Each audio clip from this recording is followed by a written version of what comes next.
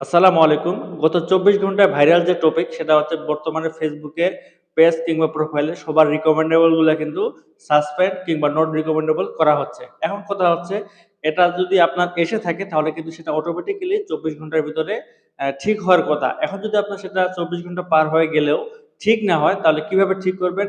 আজকের এই ভিডিওতে আপনাকে লাইভ ১০০% সঠিক নিয়মে যদি আপনি এই কাজটা করতে পারেন তাহলে অবশ্যই আপনার পেজ কিংবা প্রোফাইলটা আবার রিকমেন্ডেবল এ ফিরে আসবে। তো বর্তমানে ফেসবুকের আপডেট জনিত সমস্যার কারণে এই সিস্টেমটা কিন্তু অনেকেরই হচ্ছে, গণহারে দিচ্ছে ফেসবুক। তো এটা কিন্তু আবার অটোমেটিক্যালি ২৪ ঘন্টার ভিতরে অনেকেরই ঠিকও হয়ে গেছে। তো আপনার যদি সেটা ঠিক না হয়ে থাকে তাহলে আপনি কিভাবে ঠিক করবেন? আজকের এই ভিডিওতে আমি স্টেপ বাই স্টেপ আপনাদেরকে দেখিয়ে দিব। তো আপনি যদি আমার পেজ কিংবা চ্যানেলে নতুন হয়ে থাকেন তাহলে অবশ্যই সাবস্ক্রাইব এবং ফলো দিয়ে পাশেই থাকবেন। তাহলে কিভাবে ঠিক করবেন চলুন ভিডিওটি দেখে আসা যাক।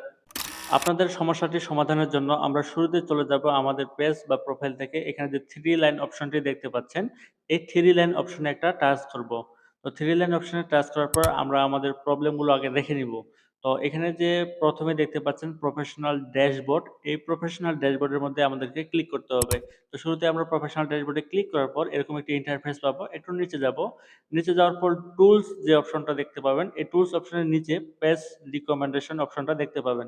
তো আপনার যদি প্রোফাইল হয়ে থাকে তাহলে এখানে প্রোফাইল রিকমেন্ডেশন লেখাটা থাকবে। তো এখানে টাচ করব, টাচ করার পর শুরুতে আপনাদেরকে নিয়ে যাবে।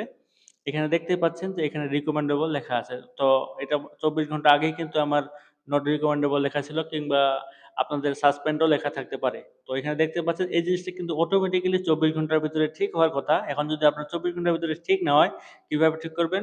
একটু ব্যাগে চলে আসবেন। ব্যাগে আসার পর আবার আমরা ড্যাশবোর্ডের মধ্যে ক্লিক করব। ড্যাশবোর্ডে ক্লিক করার পর উপরে আপনাদেরকে একটা জিনিস লক্ষ্য রাখতে হবে যে আপনার পেজ বা প্রোফাইলে যদি কোনো ধরনের সমস্যা না থাকে তাহলে কিন্তু এই ট্রিক্সটা ফলো করে আপনি অবশ্যই 100% রেজাল্ট পাবেন।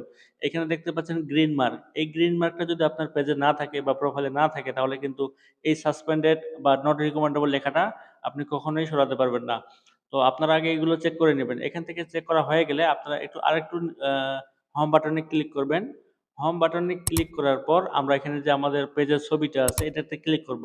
এখান থেকে ক্লিক করার পর ডান সাইডে দেখতে পাচ্ছেন এখানে যে 3 ডট অপশনটি আছে, এই অপশনে একটা টাচ দেব। এই অপশনে টাচ দেওয়ার পর আপনারা এখানে দেখতে পাচ্ছেন উপরে যে ২য় নাম্বার লাইন সেটা হচ্ছে পেজ আ স্ট্যাটাস। এই পেজ স্ট্যাটাসে ক্লিক করবেন। আপনার যদি প্রোফাইল হয়ে থাকে প্রোফাইল স্ট্যাটাস থাকবে।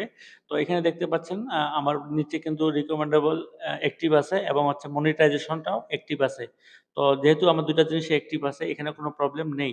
আরো একটা জায়গায় চেক করতে হবে। এখান থেকে আমরা ব্যাকে আসবো। ব্যাকে আসার পর হোম বাটনে ক্লিক করব। হোম বাটন থেকে 3 যে লাইন আছে, 3 লাইনে ক্লিক করব। 3 লাইনে ক্লিক করার পর হেল্প অ্যান্ড সাপোর্ট এ যাব। হেল্প অ্যান্ড সাপোর্ট থেকে আমরা এখানে দেখতে পাচ্ছেন যে সাপোর্টার ইনবক্স। তো এই সাপোর্টার ইনবক্স লেখাটাতে একটা ক্লিক করব। এখানে যাওয়ার পর আমরা চলে যাব ইউর অ্যালার্ট এ। এখানে দেখতে পাচ্ছেন যে একদম ভায়োলেশন নেই, নো ভায়োলেশন। তো এখান থেকে বেগে আসবো।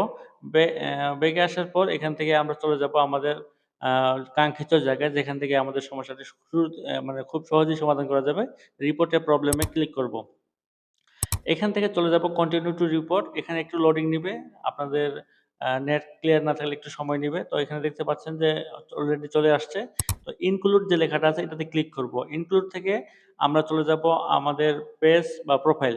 আপনাদের যে জিনিসটা থেকে কাজ করবেন সেই জিনিসটা, আমার পেজের সমস্যা, পেজের থেকে ক্লিক করব। আপনার যদি প্রোফাইলের সমস্যা হয়ে থাকে তাহলে প্রোফাইল থেকে ক্লিক করবেন। তো পেজ থেকে ক্লিক করার পর এখানে দেখতে পাচ্ছেন যে ডিসক্রাইব দ্য ইস্যু। আপনার প্রবলেমটা কি সেখানে লিখতে বলতেছে ফেসবুক। তো এই লেখাটা আপনাকে অলরেডি নোটপ্যাডে কিন্তু লিখে নিতে হবে। আমি এখানে লিখে নিয়েছি, দেখেন যে dear Facebook team please visit my page. আপনার যদি পেজ হয়ে থাকে তাহলে পেজ লিখবেন। আপনার যদি প্রোফাইল হয়ে থাকে তাহলে প্রোফাইল লিখবেন। আমি কিন্তু বারবার বলতেছি যে আপনাদের যদি প্রোফাইল হয় তাহলে পেজের জায়গায় প্রোফাইলটা বসিয়ে দিবেন। আর কোনো কাজ করতে হবে না। আর নিচে যে লিঙ্কটা আছে সেটাকে এড করবেন। এরপর এটাকে জাস্ট কপি করবেন। কপি করে এখান থেকে বের হয়ে এসে ফেসবুকে চলে যাবেন। ফেসবুকে চলে গিয়ে এখানে জাস্ট পেস্ট করে দিবেন। পেস্ট করার পর নিচে যে আপলোড ফটো ফ্রম ফটো এই অপশনটাতে দেখতে পাচ্ছেন। আমরা যে শুরুতে চেক করেছিলাম যে রিকমেন্ডেবল, তো আপনার যদি নট রিকমেন্ডেবল কিংবা সাসপেন্ডেড হয়ে থাকে তাহলে কিন্তু সেটা একটা স্ক্রিনশট নিয়ে নেবেন। স্ক্রিনশট নেওয়ার পর এখানে একটা টাচ করবেন। টাচ করার পর স্ক্রিনশটটাকে অবশ্যই আগে নিতে হবে। টাচ করার পর এখানে জাস্ট স্ক্রিনশটটা এড করে নিতে হবে। এড করে নেওয়ার পর উপরে যে তীর চিহ্নটা দেখতে পাচ্ছেন, আ এই যে তীর চিহ্নটা দেখতে পাচ্ছেন, এই তীর চিহ্নের মধ্যে একটা ক্লিক করতে হবে।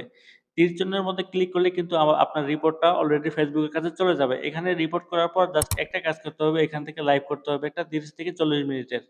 এর বেশিও করতে পারেন, কিন্তু সর্বনিম্ন 30 মিনিট আপনাকে লাইভটা করতে হবে সরাসরি ফেস দেখিয়ে।